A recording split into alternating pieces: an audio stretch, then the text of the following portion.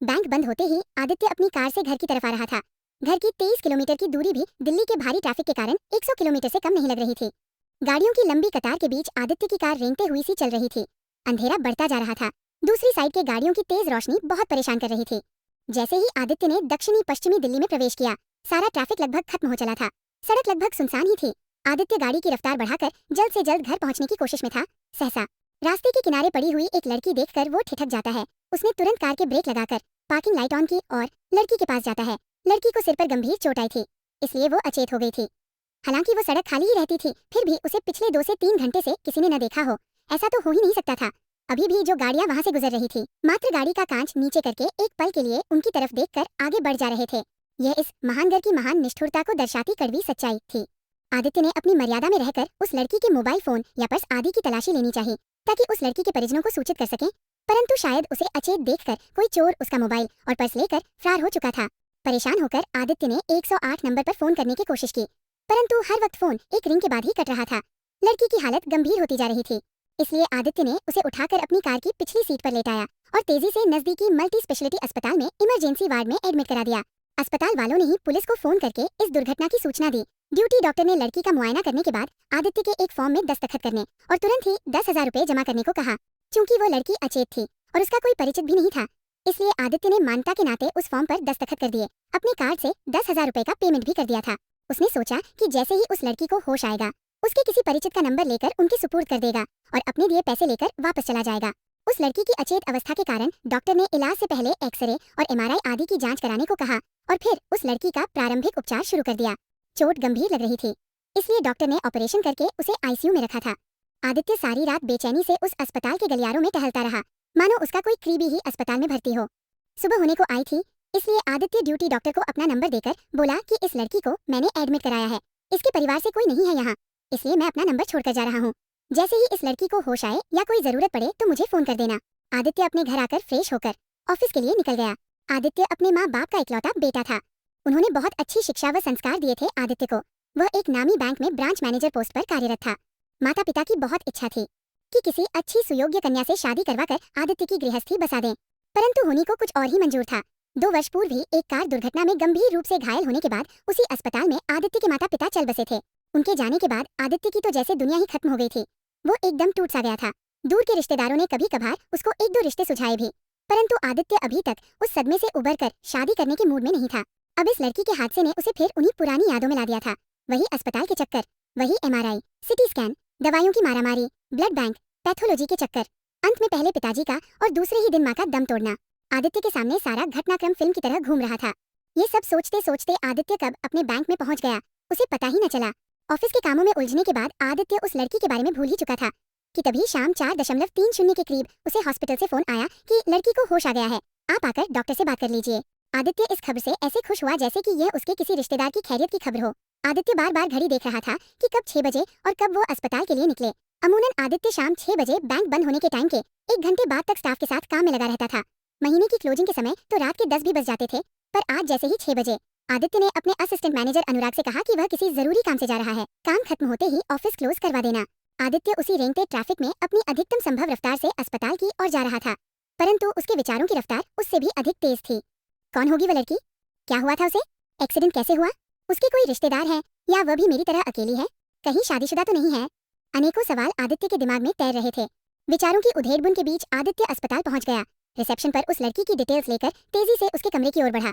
अब तक उस लड़की को आईसीयू से निकालकर प्राइवेट रूम में शिफ्ट कर दिया गया था। आदित्य ने उस प्राइवेट रूम के दरवाजे के शीशे से ही उस लड़की की तरफ देखा। वह लड़की अस्पताल की नीली ड्रेस में भी किसी अप्सरा से कम सुंदर नहीं दिख रही थी। गहरी काली आंखें, मोम सा सफेद रंग, तराशी हुई सी शारीरिक संरचना।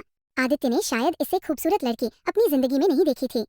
जैसे ही आदित्य उस रूम के अंदर पहुंचा, वहां खड़ी नर्स ने उस लड़की को आदित्य का परिचय देते हुए कहा, यही वो सज्जन है जिन्होंने आपको यहाँ पर एडमिट कराया और आपका इलाज करवाया है। आदित्य ने मुस्कुराते हुए जैसे ही उस लड़की की तरफ देखा, वो लड़की अचानक आदित्य को देखकर बोली, विशाल, कहाँ चले गए थे तुम? अपनी मधु को छोड़कर। वादा करो कि अब कभी मुझे छोड़कर नहीं जाओगे, कहकर फिर से बेहोश हो गई। नर्स तुरंत ड्यूटी डॉक्टर को बुला लाई।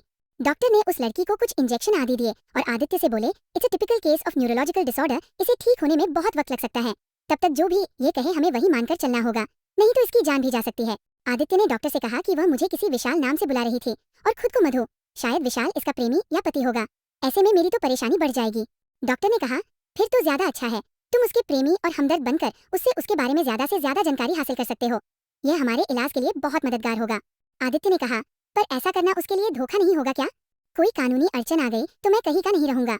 डॉक्टर ने उसे आश्वस्त किया, ऐसे मानसिक रोगियों के इलाज में कई बार एक ही आदमी को बहुत से किरदार अदा करने पड़ जाते हैं। तुम्हें तो सिर्फ एक ही करना है और कोई कानूनी समस्या नहीं होगी। मैं खुद इस मामले में गवाही दे सकता हूँ और कल हम यहाँ के थाना प्रभारी से भी बात करके उसे विश्वास में ले लेंगे।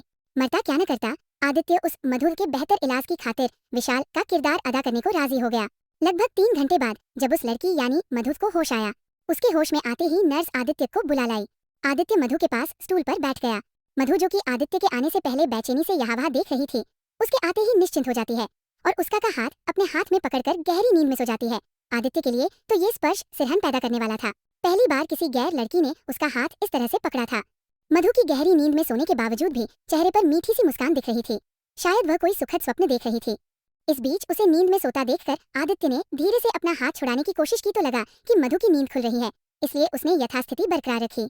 तड़के सुबह तक आदित्य भी गहरी नींद में स्टूल पर बैठे बैठे ही मधु के पलंग से सिर टिकाकर सो रहा था। मधु के प्यार से आदित्य के सिर पर हाथ फेरने से उसकी नींद खुली। उसके जागते ही मधु ने कहा, विशाल, हम घर कब जाएंगे? उसने कहा, एक बार डॉक्टर परमिशन दे दे तो हम घर चले जाएंगे। अच्छा सुनो, तुम्हारे इस एक्सीडेंट के बारे में इंस्पेक्टर साहब बयान लेना चाहते हैं, उन्हें कब बुला लूं? मधु ने कहा, कभी भी बुला लो, तुम बस मेरे साथ रहो। आदित्य ने मधु से कहा, मैं घर जाकर फ्रेश होकर आता हूँ, फिर डॉक्टर और इंस्पेक्टर साहब से बात करके आऊंगा, तुम अपना ध्यान रखना। मधु को आश्वस्त करके आदित्य घर आकर फ्रेश होता है और तुरंत डॉक्टर को फोन कर मधु के बारे में सब बताता है और इंस्पेक्टर से बयान लेने की बात याद दिलाता है। डॉक्टर उस इंस्पेक्टर से बात करके कंफर्म करता है कि सुबह 9:00 बजे ही बयान देकर आप अपने ऑफिस निकल जाना। विशाल यानी आदित्य 8:45 को ही अस्पताल पहुंच जाता है, जहां डॉक्टर और इंस्पेक्टर आपस में मधु के केस के बारे में ही बात कर रहे होते हैं। आदित्य को देखते ही डॉक्टर उसे इंस्पेक्टर से परिचय कराते हैं।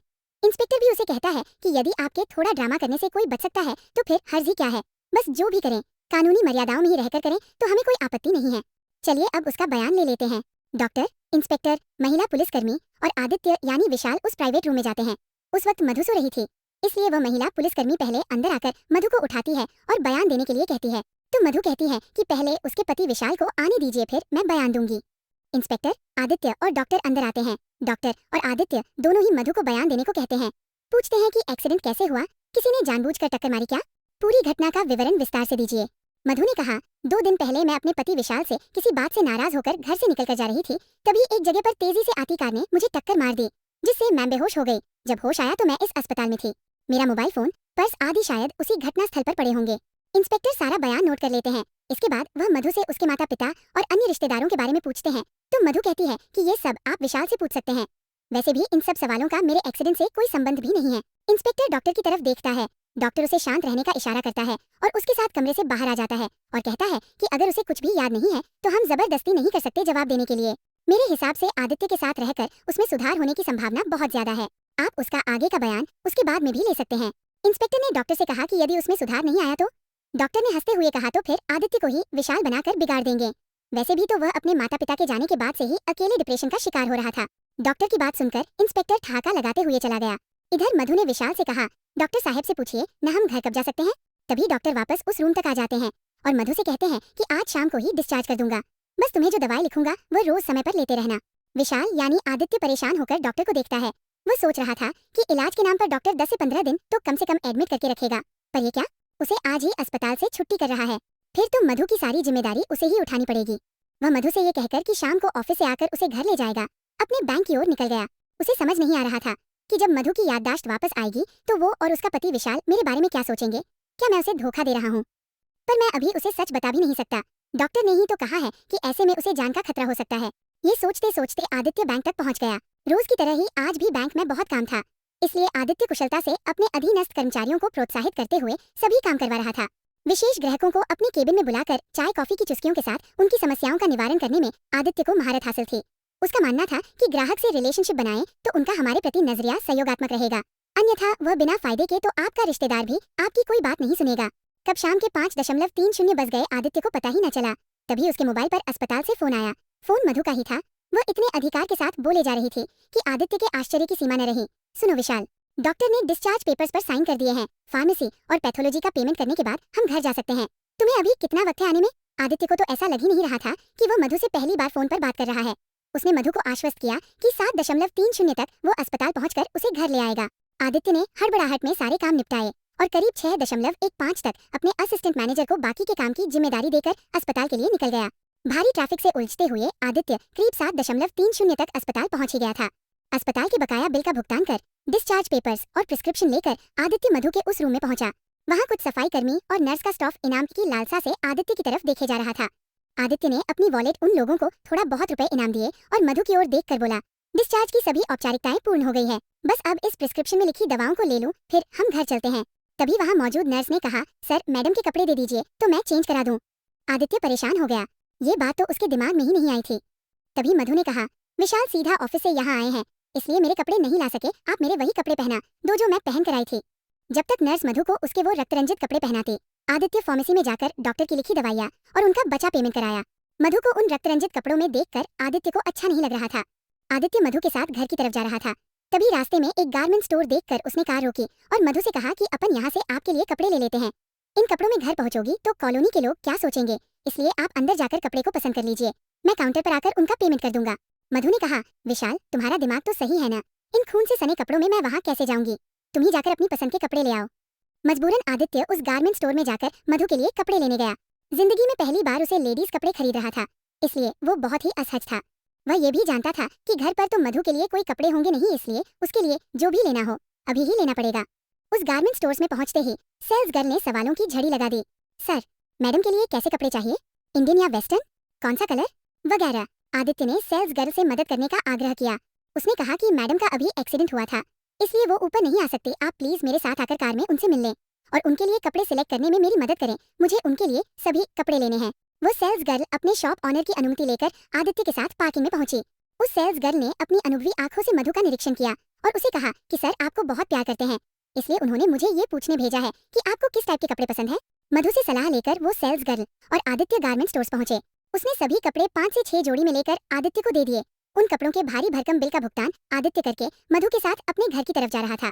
घर आने के पहले आदित्य अपनी हमेशा की दुकान से ब्रेड और अंडे लिए, फिर आगे घर की ओर बढ़ा। वह जानता था कि अभी घर में खाने को कुछ भी नहीं होगा, कम से कम ब्रेड ऑमलेट खाकर रात का गुजारा तो हो जाएगा।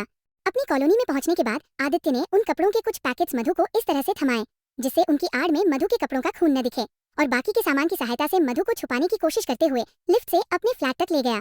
दिल्ली की उस पॉश कॉलोनी में आदित्य का 3 BHK का अत्याधुनिक फ्लैट था। अपनी बैग से चाबी निकालकर आदित्य ने मधु को आदर से अंदर आने को कहा। वह मधु के मनोभावों को समझने की कोशिश कर रहा था। उसने मधु को कहा कि इन पैकेट्स में तुम्हारे सारे कपड़े हैं, तुम बाथरूम में जाकर नहाकर फ्रेश हो जाओ, तब तक मैं भी दूसरे वॉशरूम में फ्रेश होकर चाय बनाता हूँ। आदित्य ने मधु के चेहरे से महसूस किया कि वह भी उसके घर का जायजा ले रही है। यदि वह उसकी पत्नी है तो उसे घर के सारे कमरों के बारे में पता होना चाहिए था। घर में उसके कपड़े और बाकी वस्तुएं भी होना चाहिए थी, परंतु मधु ने इस तरह का कोई प्रश्न किया ही नहीं। आदित्य के बताए बाथरूम में गीजर चालू करके नहाने चली गई।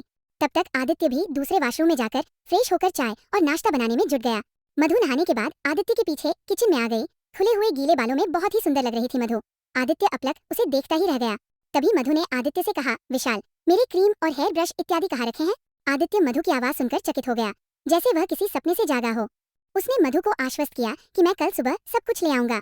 मधु ने कहा, ठीक है, अब तुम ड्राइंग रूम में बैठकर टीवी लगाओ, तब तक मैं चाय और नाश्ता लेकर आती हूँ। आदित्य असहज सा ड्राइंग रूम में आकर टीवी देखने लग। 10 मिनट में मधु चाय और नमकीन की ट्रे लाकर उसके बगल में सटकर सोफे में बैठ गई। आदित्य को तो लगा कि वो सचमुच ही शादीशुदा है और मधु उसकी पत्नी। तभी उसे अपनी मर्यादा का ध्यान आया। वह टीवी का रिमोट उठाने के बहाने उठता है और फिर मधु से थोड़ी दूरी पर बैठ जाता है। मधु के हाथों की चाय पीकर वो फिर सपनों में खो चला था। काश मधु की कभी याददाश्त वापस ही न आए तो वह उसे अपनी पत्नी के रूप में अपने साथ हमेशा के लिए रख सकता है।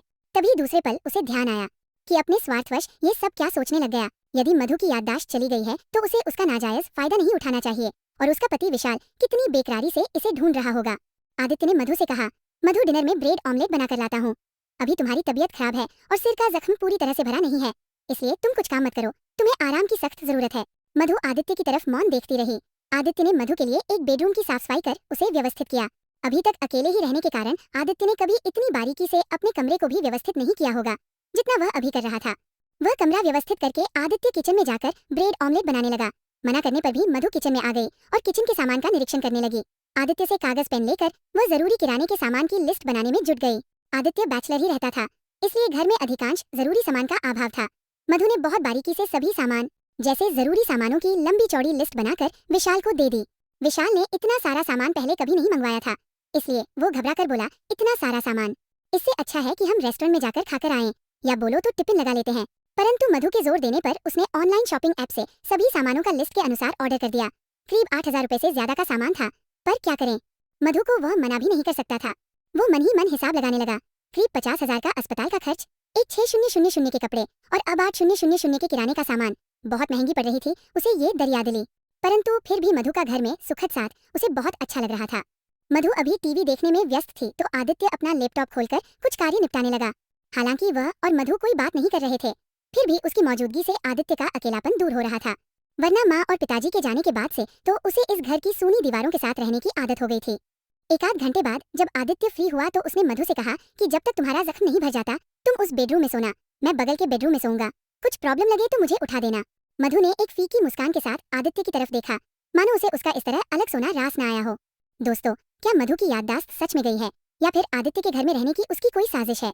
आपको क्या लगता है कमेंट करके जरूर बताएं और इस कहानी का अगला पार्ट देखने के लिए चैनल को सब्सक्राइब करें।